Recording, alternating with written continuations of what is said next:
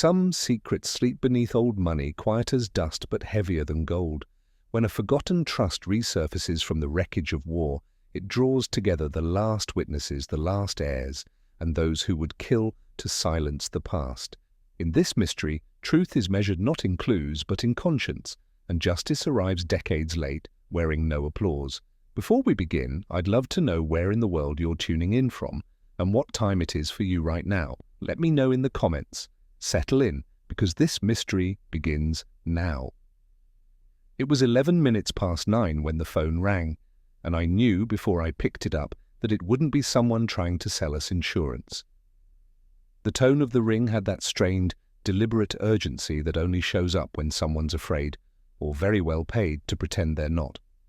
I took the call because Wolfe, being true to form, was engaged in a staring contest with a dappled Miltonia orchid upstairs and refused to be disturbed by anything short of spontaneous combustion. "Mr. Goodwin," the voice said, a woman's voice, clipped and crystalline, "my name is Vivien Ardell. I'm calling on behalf of Mr. Otakar Skala of Prague. He has asked to retain Mr. Wolfe's services in a matter of immediate importance." Her voice had the sort of finish you associate with private conservatories and diplomatic cocktail hours, not the sort of woman who made nervous calls to strangers. "I'm afraid Mr. Wolfe is highly particular about his calendar," I said. "And about foreign bankers." "This isn't about banking," she said, and paused just long enough. "It's about survival," which of course meant Wolfe would have to hear it. I gave Wolfe the bare minimum, the name, the nationality, and the phrase matter of survival. He was, at the time, seated behind his desk with a glass of barley water and the morning mail laid out like a battlefield map. He didn't even glance up. "No," he said. "Just no?" I asked. "Yes." And with an emphatic lack of curiosity, I sat in the red chair opposite him, elbows on knees, just to irritate him. "It's not every day someone from Prague comes knocking. Might be worth charging them for the consultation, even if you plan to insult their trousers and send them packing." He waved a dismissive hand. "Czechoslovakia is an architectural afterthought of empire, burdened with bureaucracy and obsessed with its own treacheries. I will not have Slavic intrigue dripping onto my parquet floor." "I could tell Miss Ardell you're washing your parquet," I offered. Wolfe took a long sip of his drink, closed his eyes and sighed. "You're enjoying yourself?" "A little," I said. He opened one eye. Did she sound intelligent? She sounded like she could teach diction at The Hague. Another sigh. "Very well. 10 minutes?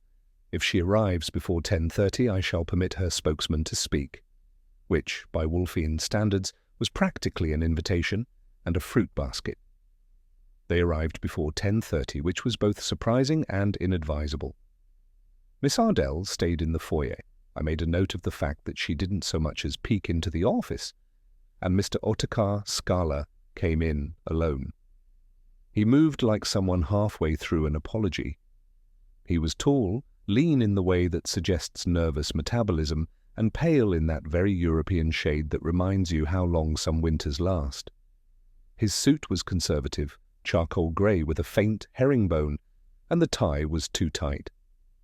The hand he offered me was cold and dry, and when I gestured him toward the chair opposite Wolfe's desk, he sat with the stiff caution of a man expecting to be cross-examined. "My name is Otakar Skala," he began. I appreciate your willingness to see me. I would not intrude otherwise." Wolfe didn't acknowledge that. "Mr. Skala, you are from Prague?" Yes. I arrived 3 days ago with my partners, Mr. Milos Ruda and Mr. Gregor Havel." "And they have misplaced you?" Wolfe asked without inflection. Skala's lips attempted a smile and failed. "Mr. Ruda has not been seen since last night's dinner." That got Wolfe's attention, slightly. Skala reached into his breast pocket, carefully, as if even the motion required permission, and produced a small slip of paper. He unfolded it and laid it on Wolfe's desk with the reverence of someone placing flowers on a grave. "I found this beneath my hotel door this morning," he said. "Typed, unsigned. "It is in check." Wolfe raised one eyebrow but didn't touch it. I picked it up and scanned it. "What's it say?" I asked. Scala's voice dropped. "Roughly translated, the deal is broken, the weight will fall on the living." Wolfe sniffed. "Melodrama." Scala looked at me, not Wolfe. "Mr. Goodwin, Milos Ruda has powerful enemies. He was approached recently by men from Zurich. He was frightened." "Was?" Wolfe repeated and leaned back. "So now he is gone, and you bring foreign threats into my house on the strength of a proverb and a vanished dinner companion. No body, no crime." Scala opened his mouth, then closed it again. The paper sat between them, inert and absurd. Wolfe gave it another 10 seconds. That was generous for him. "Mr. Scala," he said, folding his hands like a man preparing to recite a prayer he didn't believe in, "I regret the discomfort you are clearly enduring. But unless your absent colleague reappears with a knife in his back, or you produce something less abstract than a poetic threat, this is not a matter for my attention." "But Wolfe held up a finger. "Number, this house is not a refuge from your imagination, and I do not take cases because men from Prague get indigestion and disappear overnight." Scala looked at me again, as if I were the saner half of the room, which, depending on the hour, might even be true. I stood, opened the office door, and gave him the kindest smile in my catalogue.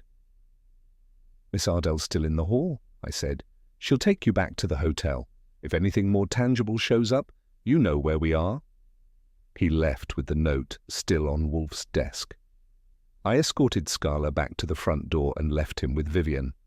She offered a nod, brisk and faintly sympathetic, and guided him out without a glance back. I was halfway to the office again when I heard the latch click. I turned. Vivien had stepped back inside alone. Her gloves were still on. "Mr. Goodwin," she said, low and even, "if Mr. Wolfe requires tangible proof, he may have it sooner than he expects." I watched her face. She wasn't shaken. She wasn't even tense. What she was, and this took me a second, was resolved. She looked past me, toward the office, but didn't step further in. "I don't suppose he asked what Mr. Ruda was afraid of," she said. "He suggested gas pains," I offered. She nodded. "Mr. Ruda won't be found alive." It wasn't said for shock value. There was no hysteria, no hand to the brow, just a flat delivery, as if she were reciting a line from an old newspaper article she'd never forgotten. Then she left, quietly, with perfect posture.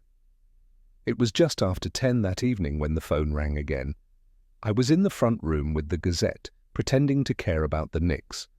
Wolfe was upstairs with the orchids, which was fortunate because the voice on the other end was Inspector Kramer's, and Wolfe's blood pressure didn't deserve that kind of bedtime story. "You see the report?" Kramer asked. "No," I said. "Why don't you summarize? Slowly. I'm not wearing my glasses." He grunted. "Milos Ruda, Hotel Leopold, room 1107. Housekeeper found him an hour ago, fully dressed, in the bathtub. No water, no blood, no struggle. Doctor says no trauma. So not a suicide, not an accident, not a heart attack." "We didn't say that," he growled. "No," I agreed. "But you did not say it either." Kramer paused. "You guys see him today?" He saw the partner. "Scala?" "Scala. Wolfe sent him packing." "Maybe he should have waited," Kramer muttered. I hung up, gave it a moment, then went upstairs. Wolfe was misting the Mazdavalias. I told him what I'd just heard. He didn't move, but his lips parted just slightly, and the misting bottle dipped an inch in his hand. "Suicide," he repeated. I shook my head. "They're saying so." Wolfe stared at the orchids. "Pfui." And that was all he said. For now. The first sign of trouble was the doorbell at 10:07 a.m. The second was Fritz coming into the office looking like someone had stepped on his soufflé. The third was the voice from the front hall, loud and unmistakably nasal. "Where is he, Goodwin?" "I'm not here for tea." I didn't have to ask who. When Inspector Kramer arrives unannounced, He brings with him the aroma of burnt cigars and burnt patience. I opened the office door and gestured him in like a maitre d' with a reservation for doom. Kramer walked in with the hat still on his head and his hand in the pocket where he kept his summons forms. He planted himself in front of Wolfe's desk and said, "Tell me, Wolfe, how often do your clients die the day they visit you?" Wolfe, who had not risen, glanced up from the American Orchid Society bulletin. "Inspector, good morning. Is that your usual preamble, or have you taken up fiction?" Kramer growled. "Milos Ruda, found dead last night, bathtub at the Leopold. We've got confirmation he dined with 2 other Czech nationals, one of whom walked into this house." Wolfe sniffed. "Mr. Scala, he's not a client. He was not retained. He spoke. I listened." Kramer grunted. "Well, now you'll talk, and not just to me." Wolfe closed the bulletin and steepled his fingers, which was his version of rolling up his sleeves. "Inspector, I grant you the privilege of intruding into my home, but not of reshaping events to fit your convenience. Mr. Scala requested a consultation. I declined. He delivered a vague warning which I regarded with due skepticism." Kramer looked at me. "He show you anything?" "A note in Czech," I said. "Typed. No threats, just metaphors." "That's what he said," Kramer muttered. "And then Ruda winds up dead. You think that's coincidence?" "No," Wolfe said. "I think it's causality waiting for evidence." Kramer narrowed his eyes. "If you're involved—" "I am not," Wolfe interrupted. "But I may become so, if the pattern merits it." That was as close as Wolfe got to extending an invitation. Kramer knew it too. He spat out a sigh, turned on his heel, and left the room trailing smoke and suspicion. I waited until the echo of the door latch died. Wolfe tapped the armrest once. "Archie," he murmured, "have Mr. Scala followed, not for his safety, for mine." The call from Vivien came that afternoon. She didn't want to return to the brownstone. Instead, she proposed a meeting at a discreet little cafe on Madison Avenue where the sugar bowls were polished and the waiters moved like well-oiled clocks. She arrived in a coat the color of old cream and a scarf that suggested she understood understatement in 4 languages. "I thought you should know," she said after the second sip of coffee. Milos Ruda controlled a 51% stake in the firm. I nodded. "I assumed as much. That's why he was the one who disappeared first." She allowed herself a grim smile. "And according to Czech corporate law, upon his death, the controlling interest reverts equally to the surviving named partners, Scala and Havel." I leaned back. "Neat trick. 2 men gain millions. One of them makes a preemptive visit to a detective. The other remains conveniently out of reach." Vivien stirred her coffee, slowly. "I'm not claiming causation, but there's a motive in plain sight." I studied her for a moment. "You care which one did it?" She didn't answer, but her fingers, curled around the cup, had started to tremble. Wolfe didn't like introductions without context, so when the note came that Mr. Gregor Havel had arrived in New York and requested a brief audience, I didn't bother asking permission. I just wrote it in the log and told Fritz to prepare something Belgian for the occasion. Havel was tall, sculpted like a man who knew which tailors were worth crossing oceans for. His voice was quiet, assured, and in love with its own restraint. He declined food, compliments, and sentiment. "I understand my colleague Ruda has passed," he said to Wolfe, seated with one ankle neatly crossed over the other. "Passed," Wolfe repeated with distaste, as if through a revolving door. Havel offered a smile you couldn't fold a napkin under. "You must forgive me.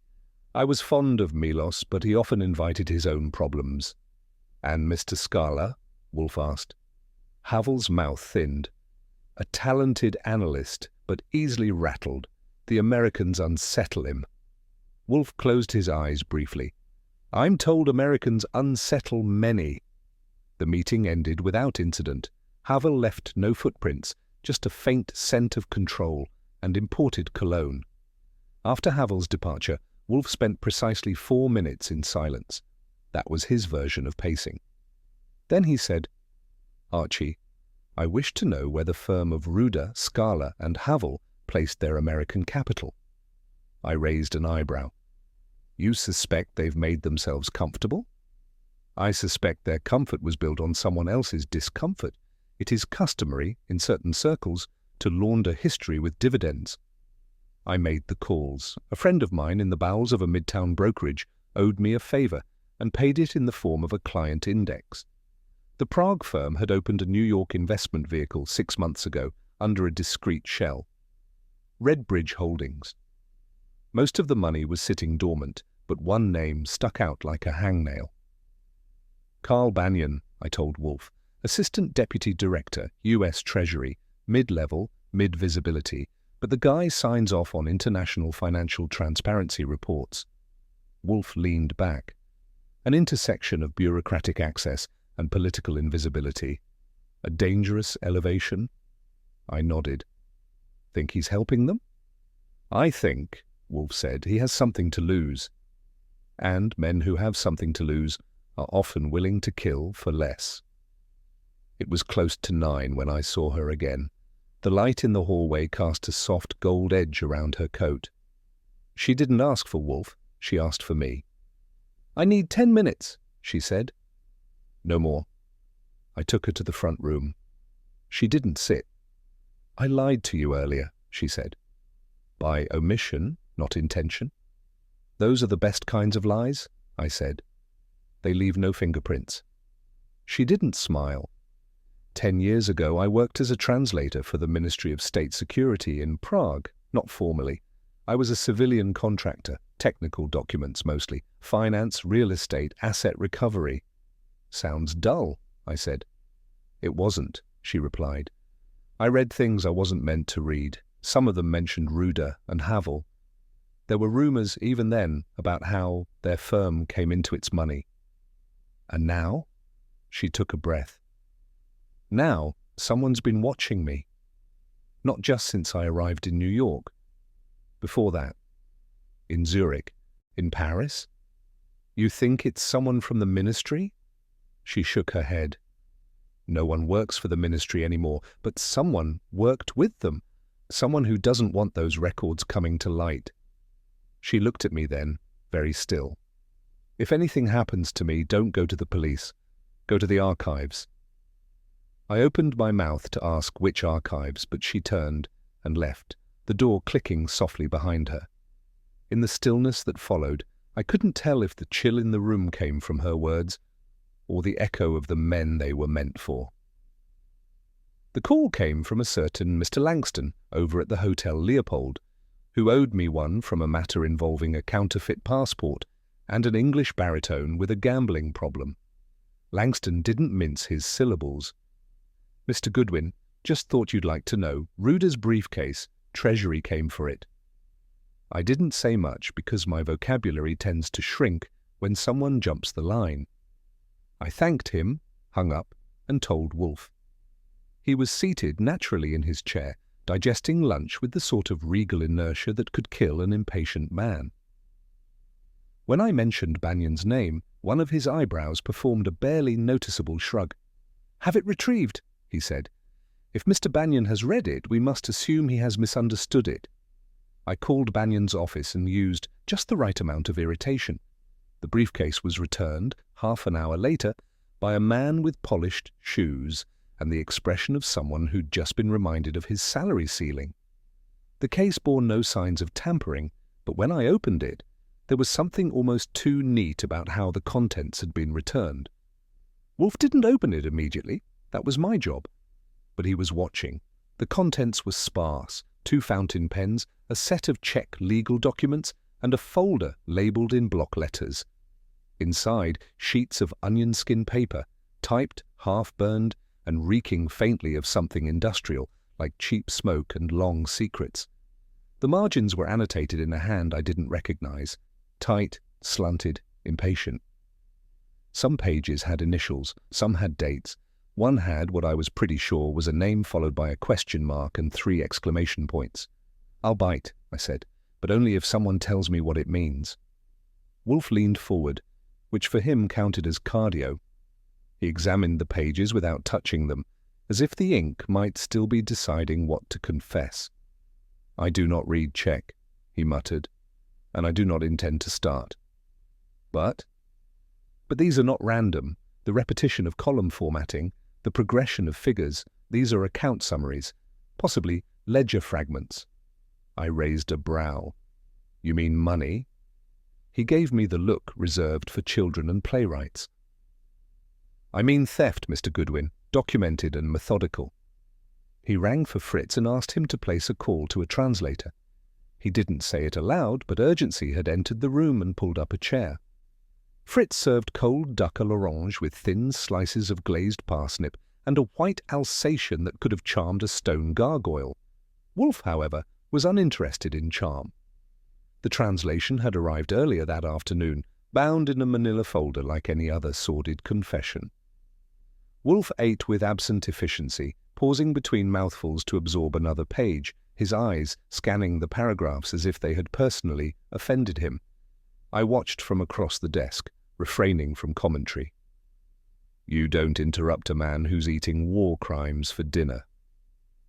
Halfway through the third page, he let out a grunt that had the timbre of something between disgust and vindication. "These aren't just records," he said. "They're memorials." "To what?" He didn't answer. Instead, he pushed the plate aside with 2 fingers and flipped to a new page. "They outline a transfer scheme. Art, bonds, securities, assets, removed under emergency clause from Prague banks between late 1938 and March 1939, funneled through holding companies, then made to vanish. And now they've reappeared? No." He held up the last sheet. "Now someone wants to erase the evidence they ever existed." He reached for his beer and sipped it like medicine. The names on the ledger fragments weren't famous. No Rothschilds or Rockefellers, just Czech names, common ones, as if that made them easier to forget. And the dates told their own story: account closures days before the German occupation, property surrendered voluntarily, signatures missing or forged, all stamped, filed, and dusted with bureaucratic finality. Wolfe tapped the edge of the page with his index finger. "You understand what this represents?" "I've got the drift," I said. "People who vanished, so their assets could stay." He nodded. "It was legal, by the definitions written after the fact, which is precisely why it is so dangerous." He stood, not fully, but enough to lean forward, and fixed his gaze on me. Mr. Ruder, it seems, had a conscience, or a ghost of one. "Enough to die for?" "That is always the question," he said softly. "Some men would rather be haunted than exposed." I took the folder and tucked it into the safe. Wolfe didn't ask me to. He didn't have to. Some things don't belong on desks even here. Kramer arrived without warning, which wasn't unusual, and without apology, which was. He entered the office carrying a folder he didn't hand over, and stood until Wolfe, with exaggerated slowness, gestured toward the red chair. Kramer didn't sit. "Autopsy came back," he said. "Thought you'd like to know. It wasn't natural." Wolfe inclined his head, but said nothing. "Digitalis," Kramer continued. "Microscopic dose, masked in wine most likely. Took hours, no one noticed." Wolfe finally spoke. "A plant toxin, difficult to trace, deliberate." "Yeah, and expensive. You don't use digitalis unless you've got time, access, and patience."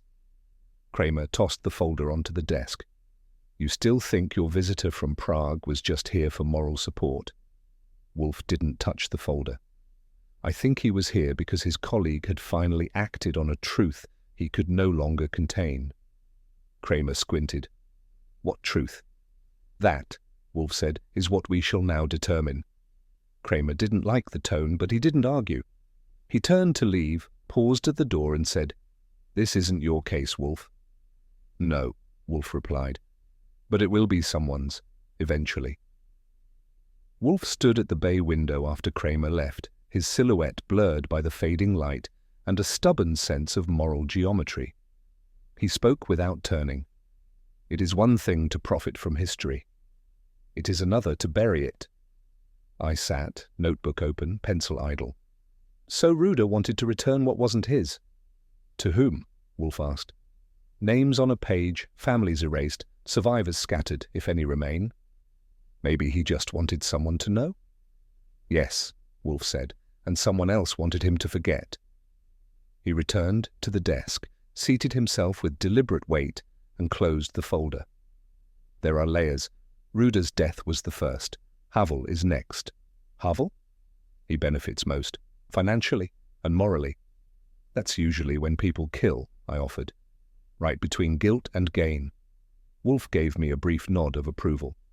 But there's something missing, a link not yet visible, a motive that spans decades. He leaned back and steepled his fingers. Mr. Goodwin, it is not the money that offends me, it is the concealment. And in Wolfe's world, that was worse. The knock came at 11:46 p.m. Fritz had retired. I was in the front room with my feet up and the Times crossword bleeding half-complete ink. Wolfe was, by arrangement, not to be disturbed unless the building was on fire or a corpse arrived unannounced. The knock didn't wait. 3 short taps, then silence. I opened the door to find Otakar Skala on the steps, or what was left of him. He was grey, not pale, not exhausted, but grey like dust, like someone who had passed through too many places with no light.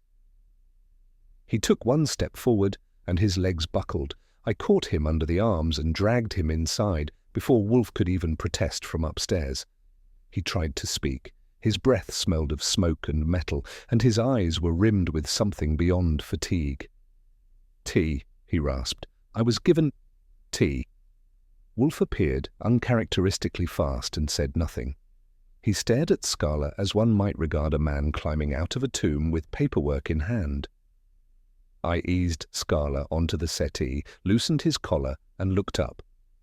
Wolfe's voice, low and cold, reached me like an order from another century.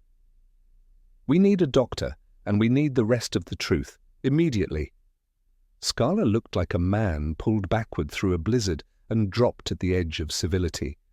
Fritz, whose capacity for discretion could shame a priest, brought him into the office with a silver tray and a cup of steaming birch tea.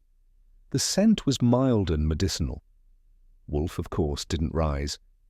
He surveyed the man like a botanist might a frostbitten alpine specimen. Skala sat carefully, as if his bones no longer trusted the weight they carried. His hands shook just once, when he reached for the cup, then clasped themselves in his lap. Wolfe didn't speak until the first sip was swallowed. You were poisoned, he said. Yes. Intentionally? Skala nodded. By whom? I don't know. Wolfe's eyes narrowed. You received no food or drink from a stranger? Skala hesitated. A small glass of cordial, delivered anonymously to my hotel room with a note. I believed it was from Miss Ardell. Wolfe exhaled audibly through his nose. And yet you drank it? Yes. I was afraid not to. It wasn't defiance in his voice. It was the memory of fear doing a poor job of impersonating courage. Wolfe steepled his fingers and leaned back into the chair, letting silence stretch like cooling wax. Skala placed the teacup down on the side table with a care that bordered on reverence. There is something else, he said. Our firm, prior to Mr. Ruder's death, opened an account in New York. A trust? Wolfe asked. An investment entity, technically American, but administered through a Zurich proxy. Its origin traces back to a Swiss holding that has remained dormant since 1940. Wolfe's brows inched upward. I assume, he said dryly, that this dormant holding did not spring spontaneously from the earth. Skala hesitated. We discovered it during an internal audit. Mr. Ruder insisted we initiate the process of returning the assets to any living heir we could find. And Mr. Havel? He was opposed, politely, firmly. I scribbled a note in the margin of my pad and looked up. Why tell us now? Because Milos is dead, Skala said, and I nearly joined him. Wolfe gave a small, satisfied nod. And you have finally determined what sort of business you are in. Wolfe reached across the desk, not for the tea, not for the orchid catalogue, but for the small, leather-bound notebook he kept for certain names. He opened it, found the page he wanted, and tapped once. "Was it the Koshler account?" he asked. Scala blinked. "Yes." "The name appears in the translated letters twice, each time in conjunction with a disappearance." "They were a banking family," Scala said. "Jewish, very discreet. Their assets vanished before they did." "And their heirs?" "Untraceable." "Which makes the funds," Wolfe murmured, "conveniently unattached." He closed the notebook and looked at me. "Mr. Goodwin, you understand what this is." "Property without a claimant," I said. "Ghost money." "Precisely. And it weighs more than gold." Scala didn't speak. His hands had found each other again and were twisting gently, as if trying to undo a knot no one could see. Wolfe turned his gaze to him once more. "Mr. Ruder wished to return the Koshler assets." "Yes." "To whom?" "To history," Scala said. It wasn't the answer Wolfe wanted, but it was the only one available, and for once he let it stand. It wasn't often Wolfe resorted to metaphors, but when he did, they landed like chess pieces. "Mr. Scala, you were the base of the triangle," he said. "Ruder, with his remorse, at one corner. Havel, with his self-preservation, at the other." Scala flinched, but didn't object. "You stood between them," Wolfe continued, translating one man's guilt into another's anxiety. "It is not a position from which one emerges unbruised." "I tried," Scala said quietly. "To mediate." "No," Wolfe said. "You tried to delay." "Delay is not mediation. It is cowardice with a watch." I looked up. "That's poetic." "It's mathematical," Wolfe replied. Scala drained the last of his birch tea, and for the first time the tremor in his hands was gone. Whether that was from relief or resignation, I couldn't yet say. But I knew Wolfe had just taken his measure, and found it fragile. The name was Thomas Vavrinek, Czech national, former state contractor.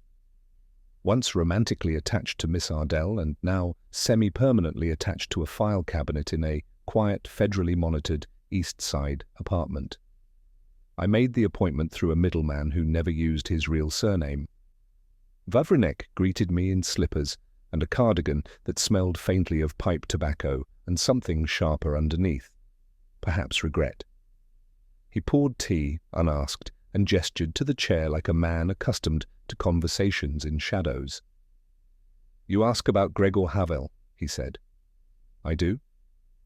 "He is a collector," Vavrinek said, "of contacts. He has never believed in the permanence of any regime. He is practical. He has served various interests." "Which ones?" Vavrinek smiled. "All the ones that paid." "And the ones that didn't?" His eyes cooled. "He eliminated them." I took a sip of the tea and didn't comment. Vavrinek folded his hands. "If Havel has murdered," he said, "he has done it with paper, not pistols, with influence, with delay." "Sounds like you admire him." He shook his head. "I fear him." I left before the tea cooled. Some men, like Wolfe, rule rooms with thought. Others, like Havel, rule by making thought disappear. The call came while Wolfe was dictating a letter to the New York Historical Society regarding the taxonomic mislabeling of a Southeast Asian Paphiopedilum hybrid. I had learned, through painful repetition, never to interrupt him on such matters unless the interruption involved gunfire or a corpse. This one did. The voice on the line was Inspector Kramer's, stripped of sarcasm and riding the uneasy cadence of a man delivering news that didn't sit well. "Havel," he said. "Found him?" "In his hotel suite, door locked from the inside." "Dead?" "Yes, seated in a chair, whiskey glass on the table, no sign of struggle, no wound, no mess, no nothing. Coroner thinks it was a stroke. But you don't. I don't like convenient deaths." "Do you ever?" "Don't be cute. You and Wolfe were talking to the dead man's partners. Don't think I won't be back." He hung up before I could answer. I delivered the news to Wolfe with the brevity it deserved. He said nothing for a full minute. Then, in a voice colder than the marble floor beneath Fritz's stove, he said, "Two dead, One failed attempt. And still no resolution. I said, "You think this was the killer tying up loose ends?" "No," Wolfe said. "This was the killer hiding his own thread." He sat back, his hands folded over his stomach like an epitaph. "There will be another," he said. "There always is, when the first death was a question rather than a conclusion." The room felt smaller, not because the walls had moved, but because the truth had just narrowed its focus. I went to the cabinet for the scotch. It seemed the kind of night history might need a chaser. It wasn't like her. That was what gnawed at me first. Not the silence, not the hotel clerk's flat indifference, but the plain fact that Vivien Ardell was the sort of woman who answered. She answered doorbells, questions and challenges, usually without blinking, but when I dialed her room that morning, the phone just rang. I tried again 2 hours later, same result. I called the hotel desk. The operator told me there was no one under that name currently checked in. When I asked if Miss Ardell had checked out, he offered me the kind of pause that means someone's choosing between the truth and the policy manual. Then he said, "I can't confirm any guest history, sir," and hung up before I could thank him. I reported the vanishing act to Wolfe, who responded by muttering "puis" and rearranging the paper as if punctuation offended him. Scala was under sedation at Bellevue. Havel was dead. Vivien was off the grid. I've seen silences before. Tactical ones, cowardly ones, romantic ones. But this one didn't have the usual feel. It had weight. The kind you only hear when you know someone meant for it to be loud. It wasn't often Wolfe used the phone for anything besides dismissing fools, ordering trout, or chastising the orchid supplier in Vermont for sending Phalaenopsis in substandard paper. But at 3:42 p.m. he did something he rarely did and liked even less. He reached into the cabinet and withdrew a card kept behind a bottle of Benedictine. The name on it was Colonel Thomas Ridley, retired, formerly of Army Intelligence and currently the sort of man who kept one ear to the floorboards and the other in congressional cloakrooms. Wolfe had used him twice before, both times with results that left no trail and no headlines. He spoke in low tones, and I didn't hear most of it, nor was I supposed to. But I caught enough to know this wasn't idle curiosity. It was personal, which in Wolfe's world meant he couldn't explain why it mattered, only that it did. When he hung up, he turned to me. "She has not disappeared," he said. "She has been removed." "Voluntarily?" "I doubt it." "And if you're wrong?" Wolfe closed his eyes. "Then someone has been very clever. Cleverness, Mr. Goodwin, is rarely generous." I started with the usual, the hotel perimeter, the coffee shop on the corner, the doorman with the memory of a sponge. Nobody had seen her leave, nobody remembered her arriving. The clerk at the desk repeated his policy 3 times and then, as if worn down by his own routine, suggested that Miss Ardell may have requested discretion. I didn't reply. He wasn't lying exactly, just surrendering. It was half an hour later, in Central Park, that I found the scarf. It was silk, slate blue, stitched with delicate white hemwork, lying half crumpled in the grass by the edge of a trash bin near the West 67th entrance. Beside it, torn and partially crumpled, was a hotel card bearing the Leopold's crest and the faint smear of perfume I'd smelled in Wolfe's office 2 days before. I didn't touch them, not yet. Someone had gone to the trouble of making it look like she'd left in a hurry, or been made to. But the placement was sloppy, too visible. It wasn't staged by a professional. It was meant to be found, and the worst part? It meant someone had decided we needed just enough hope to keep looking. Wolfe listened to my report with the attention he usually reserves for Swiss cheeses and 16th century Latin grammars. Then he said, "The symbolism is too neat." "Meaning?" "Meaning we are not meant to believe she is dead, nor are we meant to believe she is merely travelling." He adjusted his bulk in the chair, which for him was akin to pacing, and continued, "Mr. Banyan has the motive, means and opportunity to control Miss Ardell's whereabouts. The only question is which outcome benefits him more, her silence or her absence." I nodded. "So she's either locked up or gone for good." Precisely. Either cage or coffin. And I do not know which I prefer. I didn't answer. Because if I were being honest, and at that point I was keeping score in my head, I didn't know either.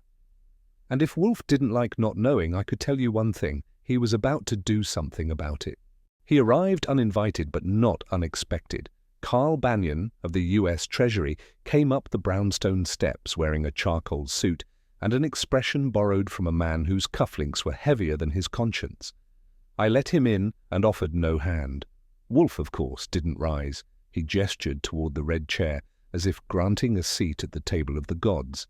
Banyan accepted with the barest nod and crossed one leg over the other, like a diplomat considering withdrawal. "I came," he said, "to offer some clarification." Wolfe sipped his tea. "You'll find the pot agreeable, Mr. Banyan. Assam, lightly steeped. Sardine toast?" "No, thank you." Wolfe nodded. "Pity." Banyan inhaled slowly. "We've been monitoring foreign investments tied to dormant wartime accounts. Some of the Czech firms, including Scala's, raised flags. Ruda was preparing disclosures that might have complicated current alliances." "Ah," Wolfe murmured. "The past, always so inconvenient." Banyan's lips thinned. "We had no interest in Ruda's death, but an interest in what he might have revealed." A beat of silence passed like an invisible handshake. "I am not your enemy," Banyan said. "No," Wolfe replied.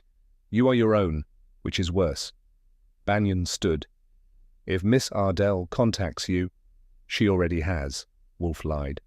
Banyan froze, but only for half a second. Then he left without another word. Wolfe poured another cup of tea. "Watch the windows tonight," he said. It was nearing 6 when the bell rang, not the sharp chime of a messenger or a salesman, but the long, deliberate press of someone who's either certain they're welcome or beyond caring whether they are. I opened the door. Vivien stood there, hair loose, coat unbuttoned, shoes stained with what looked like dust or ash. Her eyes were wide, but not wild. The thing in her hand, small, round and gold, was trembling. She stepped inside without waiting for invitation. I said her name. She didn't answer. Wolfe was in the office, seated as always, though I saw his head rise before I could say a word. I brought her in. She didn't speak. She extended her hand and placed the object, a delicate, old-fashioned gold locket, on Wolfe's blotter, like a pawn being surrendered in a game she never wanted to play. He didn't touch it. He stared at it. "What is this?" he asked. "I don't know," she said. "But someone thought I shouldn't carry it anymore." "Where were you?" I asked. "Somewhere very quiet," she said. "And very locked." Wolfe's gaze didn't move from the locket. "You escaped?" She shook her head. Number I was let go. I asked the obvious. "Why?" "I think," she said, "because they believe the damage is already done." The room went still and the air felt heavier. Wolfe leaned forward, just an inch, and for the first time that day, smiled. Only slightly, and not with relief. The locket was no larger than a walnut, but it carried the weight of something dug out of a grave. Vivien placed it on Wolfe's desk with the same care she might have used to hand over a confession. She said nothing as Wolfe examined it from a distance, the way he appraises any object that enters his orbit uninvited. He did not reach for it. That task, as always, fell to me. I popped it open. Inside, behind a filigree frame of gold that was beginning to tarnish at the corners, was a photograph. A family of 4, stiff in posture and expression, the image browned by time. The man wore a banker's dignity, the woman a pearl choker. The children looked directly into the lens with the solemn trust of those who still believed the future was theirs. Vivien shook her head. "I've never seen them before. It was pressed into my hand when they released me." I passed it to Wolfe. His eyes narrowed.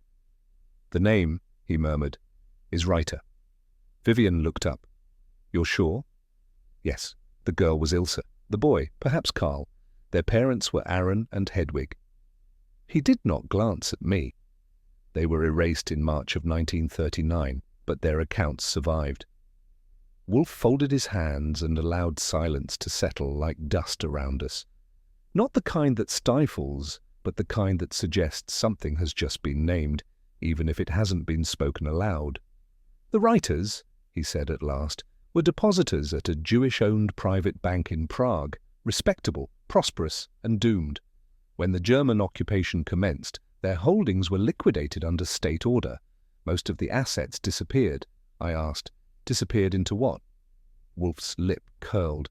Into propriety, into nationalization, then post-war redistribution. But that locket and the name, they're more than sentimental trinkets. They are proof. Vivien, her voice taut, said, "Proof of what?" "Of premeditation," Wolfe answered. The writer fortune did not vanish. It was transferred. It did not go up in smoke. It was converted into equity, collateralized in institutions that later called themselves legitimate. She whispered, "Ruder knew." Yes, and he tried to undo the arithmetic. Wolfe's voice dipped. The problem with stolen money is that it never truly changes hands. It only waits. That phrase hung in the room like an echo you aren't sure is finished, and I, for one, didn't care for the way it lingered. Wolfe leaned back, his fingers pressed together at the tips, his version of a scalpel, when the work ahead required precision. I'd seen the pose before, but rarely when it was directed at something dead for decades and still breathing down our necks. "This is no longer a matter of greed," he said, "nor revenge.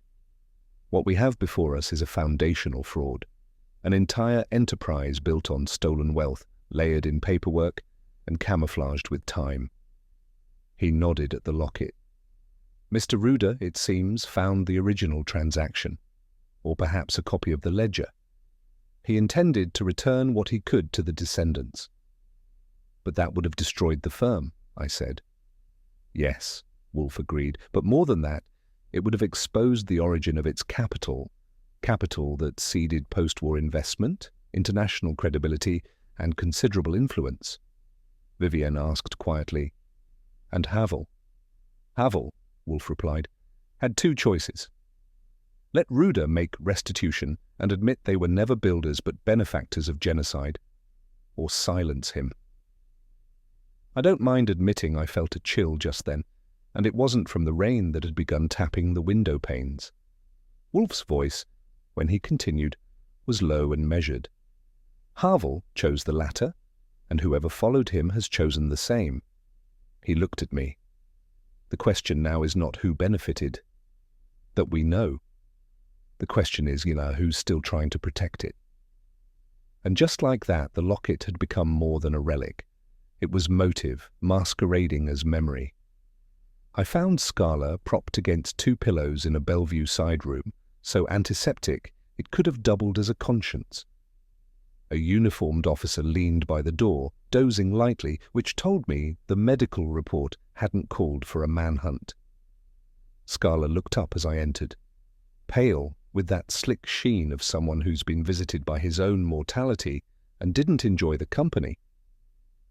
"I was given a drink," he said, "in a small glass. I thought it was from a friend." "Friend with a pharmacy license?" I asked. He tried to smile. I was told it was to help me sleep." "It nearly helped you die." His hands folded together in his lap. "But it didn't. It was measured." Back at the brownstone, Wolfe didn't need much prompting. "Digitalis," he said, "not enough to kill, but enough to remind. This was not execution, Mr. Goodwin. It was punctuation." He tilted his head. "Someone wanted Mr. Scala to feel the chill, not the grave. I didn't say it aloud, but that struck me as worse. Because fear, unlike death, tends to repeat itself." She stood in Wolfe's office again, this time not holding gold or silence, but something more volatile, a memory shaped like a confession. Wolfe remained in his chair, arms folded, gaze fixed on the orchid that hadn't yet bloomed. But he was listening. "I didn't know what Ruder had found," Vivien began. Not exactly, but I knew it mattered. You read the letters, Wolfe said. I translated them for him, twice. Ah. I thought he'd never do anything with them, that he was bluffing. But then he asked me to make a second copy, to keep, just in case. And did you? Wolfe asked mildly. She nodded. I made the copies, and I sent them. Where? To a human rights consortium in Geneva, not under my name. I used a dead postbox number we shared during the old days. Wolfe closed his eyes for a beat, then opened them. So the letters were not simply evidence, they were a warning flare. Yes, I leaned in, but no one's published anything. They haven't had time, she said. They were sent 3 days before Ruda died. Wolfe raised one brow. Then the scramble we've witnessed, the poison, the disappearance, the deaths, is not in reaction to disclosure, but to the threat of it. That changed the math and the motive. Now someone was killing, not to bury the past, but to outrun it. Wolfe said nothing for a stretch long enough to worry the average speaker. But silenced, in his case, is usually him wading neck-deep through thought. At last, he stirred. This was never about restitution. Not truly. I frowned. But the bank, yes, the bank, but it could have survived the payout, even with interest. What it cannot survive is origin. Vivien looked up. You mean the story? I mean the stain, Wolfe said. The indelible implication that their wealth, their legitimacy, was born not from risk or genius, but from systematic theft. You can repay funds, you cannot repay reputation. He glanced at me. Consider the psychology. If they'd feared the heirs, they would have built a legal wall around the claim, but they didn't. They feared the light. So Ruda wasn't threatening their purse, I said. He was threatening their plaque. Precisely. Vivien's voice was low. They killed to protect a myth. Wolfe's gaze shifted, not unkindly. Most men do. And in that moment, I understood that justice, when it arrives 30 years late, rarely knocks on the right door, but it still expects to be let in. Wolfe issued the declaration with the air of a man delivering a recipe or perhaps a eulogy. I know who committed the murder. He didn't raise his voice or point a finger. He simply let the sentence settle into the room like a fog laced with something sharp underneath. Vivien sat forward. Then it was Havel? No, Wolfe said. Havel poisoned Ruda, yes. But he did not orchestrate the second attempt, nor the disappearance. That caught me. You mean someone else picked up the torch? I mean, Wolfe replied, someone else carried it all along. Havel was not the hand, merely the hinge. He allowed himself a sip of beer, then continued. I know who committed the crime, but one element eludes me, the timing. Why, if silencing Ruda was so urgent, did they wait until after his death to pursue Scala and Miss Ardell? I had no answer. Wolfe leaned back. It suggests a change in the plan or panic. Vivien asked, You're not certain? Oh, I am certain, Wolfe said. But I dislike incomplete equations. He glanced at me. There is a variable missing, Mr. Goodwin. One more piece. He closed his eyes. And I intend to find it before the next body appears. Which, considering the week we'd had, was less a prediction than a deadline.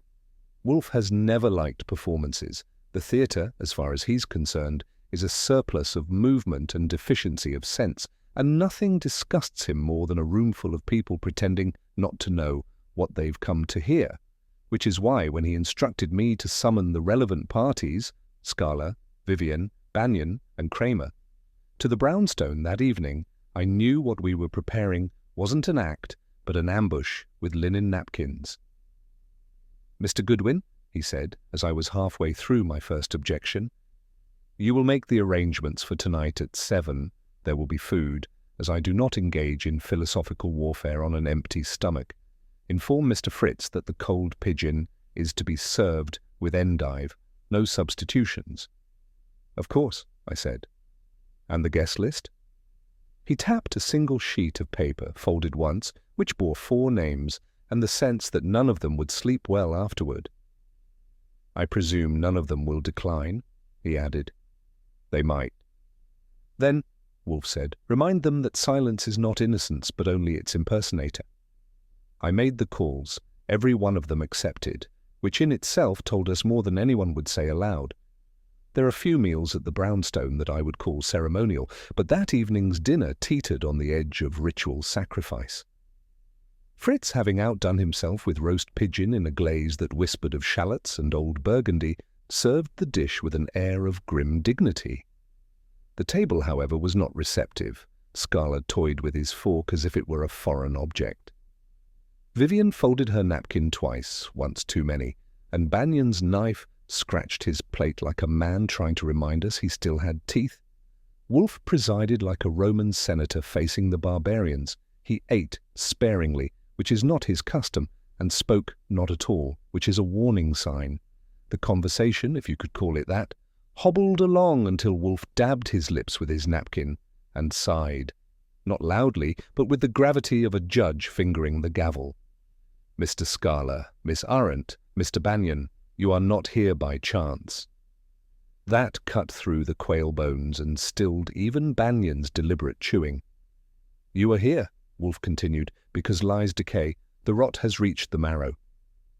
Vivien looked at Wolfe, then at me. Banyan didn't blink. Scala swallowed air. The silence that followed wasn't nervous. It was anticipatory. I'll begin, Wolfe said, by clearing the name of a man who did not deserve it, though he earned much else. He looked at no one in particular, yet all of them felt named. Havel did not kill Milos Ruda, nor did he poison Mr. Scala, nor did he threaten Miss Arendt. Banyan raised an eyebrow. Scala exhaled. Vivien was motionless. Havel was complicit, Wolfe went on. He benefited from stolen wealth, diverted from its rightful owners under the aegis of collaboration and subsequent obfuscation, but he was not the architect of silence. He was its beneficiary. I watched Banyan's fingers tighten around his wine glass. Not a crack, but a small, telltale twitch. Wolfe, of course, noticed. Havel's usefulness ran its course. He had begun, I believe, to suspect that his own name would surface in any attempt at restitution.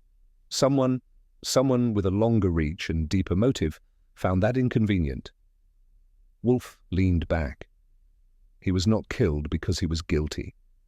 He was killed because he was predictable. Now the tension had a different flavor, less denial, more dread, and Wolfe had only just begun. If I may, Wolfe said, his voice now velvet dipped in iron, I would like to take a detour through history. I knew the signs. He was about to walk them through a labyrinth, and this one was paved with blood and balance sheets. In 1943, Wolfe said, a network of Swiss and Liechtenstein shell corporations facilitated the laundering of looted Jewish assets from occupied Prague. The names were false, the accounts were not. He turned ever so slightly toward Banyan, not enough to accuse, but more than enough to imply. One of those men, a legal architect with a gift for camouflage, was an American consultant embedded with the OSS Financial Division. His name was Charles Banyan. Carl's fork froze halfway to his mouth. Scala's gaze fell like a shutter. That man, Wolfe continued, later used his wartime prestige to establish legitimacy in post-war ventures, among them a Czech-American trust that provided cover for Havel and Ruda's operations. Wolfe paused, allowing that bit of ancestral rot to settle in. You, Mr. Banyan, inherited not only your grandfather's name, but his dilemma. Ruda's plan to return the money threatened not only a crime, it threatened a lineage. Your lineage. Banyan opened his mouth. Wolfe raised a finger, not to silence, but to punctuate. The sin was not theft, the sin was pride. Vivien let out a sound, half breath, half disbelief. Scala's face was ashen. Banyan did not deny it, not yet. Wolfe gestured lightly, and I passed him the manila envelope from his desk drawer, the one that had arrived by courier 3 hours earlier, smelling faintly of lemon oil and ink too fresh to be archival. This, he said, is a requisition form from the Ministry of Health, dated October 1946. It bears an authorization for digitalis ampules and a physician's stamp that, until yesterday, was believed destroyed. He slid the page onto the table with surgical precision. What's remarkable is not the paper, it is the typeface, the alignment, the margins Wolfe turned to Vivien. It is, in fact, a forgery, but an elegant one, which implies access, specifically to records and templates that only someone within the surviving Czech intelligence archives could obtain. Vivien's face had begun to darken, not from anger, but from exposure. This forgery allowed the killer to source poison without attracting attention. More significantly, it allowed him to implicate the past, not the present. But it was too perfect. Wolfe tapped the corner of the page. No bureaucrat of the late 40s would have indented the recipient's name. They were too busy surviving. No one spoke. Even the wine had grown still in its glass. The next sound was not Wolfe's voice, but a mechanical click, small, modern, and devastating. Vivien reached into her handbag, produced a modest recording device, and set it gently beside her untouched plate. "I told you," she said softly. "I didn't disappear. I was told to." Then she pressed play. The voice was Vivien's, recognizable, polished, edges tight with stress. "You don't understand, Vivien. You're meddling with history. These people, these records, were buried for a reason. If you want to stay safe, disappear, I'll help you vanish. But if you talk, if you so much as mention the ledger, I can't protect you." A pause, then quieter. "I won't protect you." The tape clicked off. Vivien didn't move. Wolfe closed his eyes a moment, as if to mourn civility itself. "That," Wolfe murmured, "is a confession not of guilt but of fear, which under the law is sometimes enough." Vivien sat back, lips tight. Vivien's hands curled as if trying to unmake the table itself. Kramer's voice broke in from the corner. "Well, hell," he said. "I guess that's that." And for once, I agreed. Kramer stepped forward, slow and deliberate, like weather building over the Hudson. "Carl Vivien, you're under arrest for obstruction of justice, conspiracy to commit murder, and fraud spanning 2 governments and 4 decades. Vivien stood, half composed, half detonated. He said nothing. Wolfe gave him a look that was neither triumphant nor vindictive, just tired of the foolishness. The cuffs clicked with the finality of a sentence, not a threat. Wolfe turned back to his chair with visible relief, as if human folly had once again overstepped his tolerance for inefficiency. He did not watch them leave, nor, for that matter, did he speak for a while. They were gone, Vivien in iron, Kramer in steam, and the brownstone settled into that rarest of moods, aftermath. Scala remained behind, nursing a small glass of Tokaji and a shadow of disbelief. He was about to rise when Fritz entered with a silver tray. "There was this," Fritz said, setting a plain white envelope beside the brandy decanter. "Found at the door." Scala opened it with trembling hands. Inside was a bundle of yellowed papers, crisp-edged and unsigned. Trust documentation, original, authentic. Sealed in 1941 with a notary's mark from Prague, and one phrase circled in ink: in absentia restitutio. No name, no sender.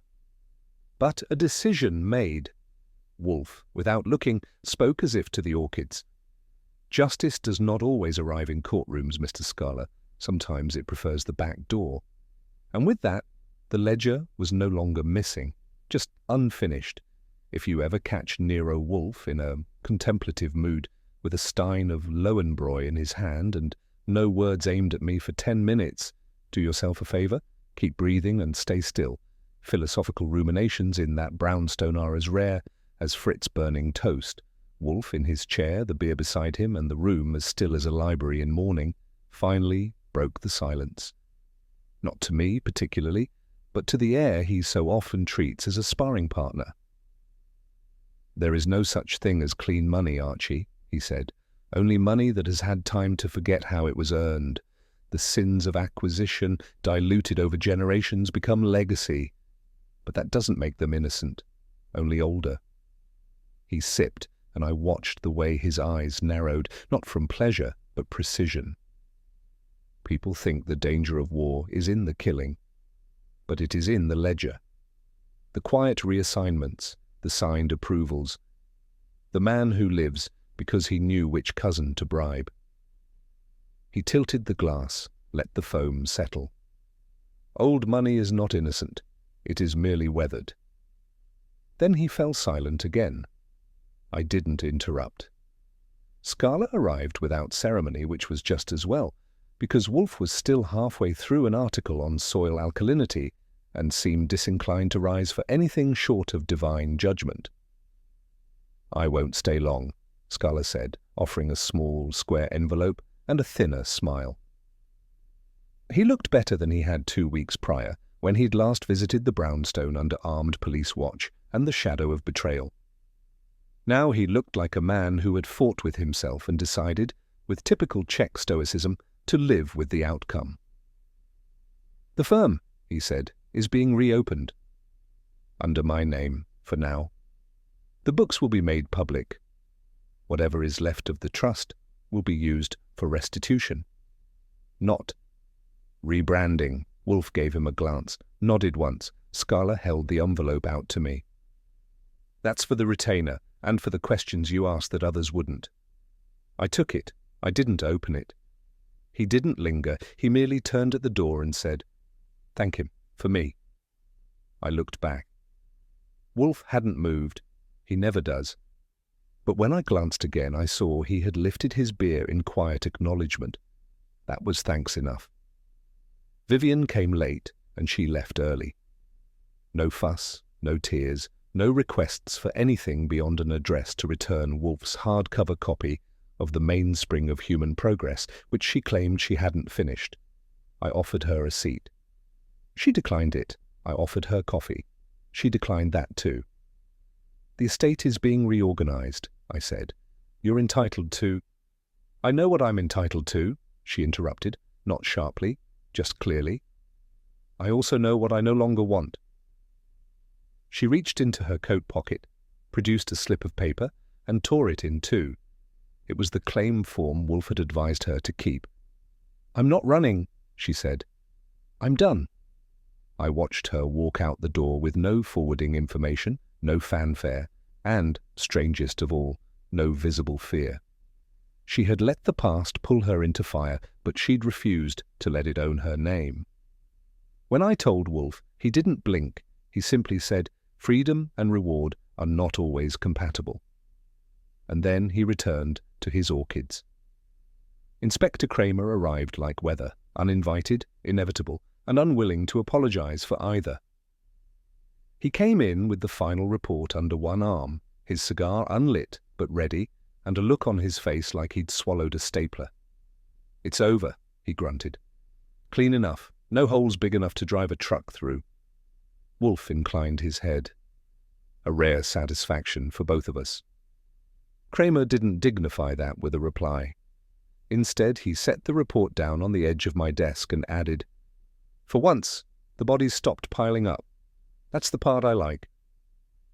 He looked around the office like he was searching for something to criticize.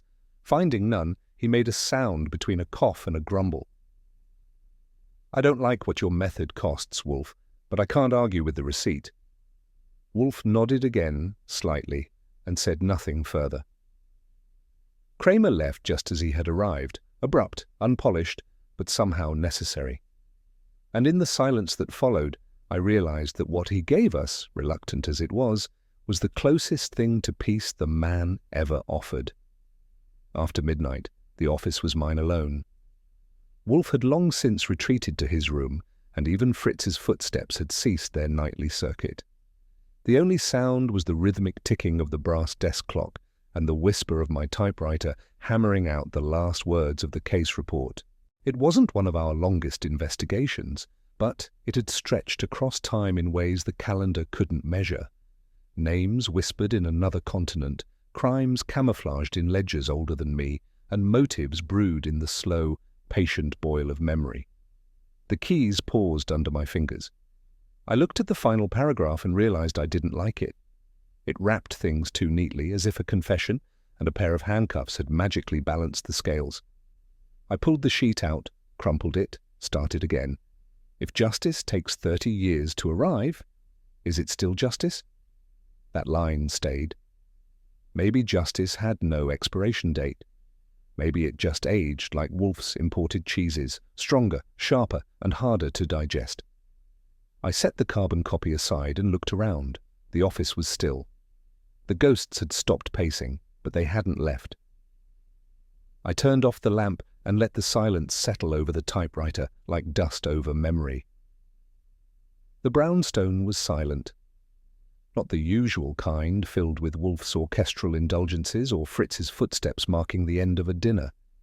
This was the rare silence of completion, the hush that settles when something ancient, weighty, and unfinished has finally crossed its last line. I sat at my desk with the file folder closed, the label printed in my blocky caps, Scala Trust, Final. The paper still smelled faintly of the hotel in Prague, where it had started bleeding. Across from me, Wolfe reclined in his chair, not reading, not dozing, just there. Present in the way a man is when he no longer has to prove anything. I said, "Well, that's that." He didn't answer. I tried again. "Not our neatest case, or our prettiest." He reached for his beer, took a long, deliberate sip, and said, "But perhaps our most honest." I didn't push it. Sometimes Wolfe is more truthful when he's least verbose. There was no press outside, no client waiting with a check, just a sense that something had been unburied, inspected, and laid back to rest. I flipped open my notebook and wrote the final line before closing it for good. Not every case ends with applause, but the truth, once found, always echoes. I sat there for a while longer. Then I got up, turned off the lamp, and left the case behind. Not forgotten, just complete. In the stillness that follows revelation, there is no triumph, only the hush of truths long buried and finally spoken. The ledger is closed, but the ink remains, faint and permanent.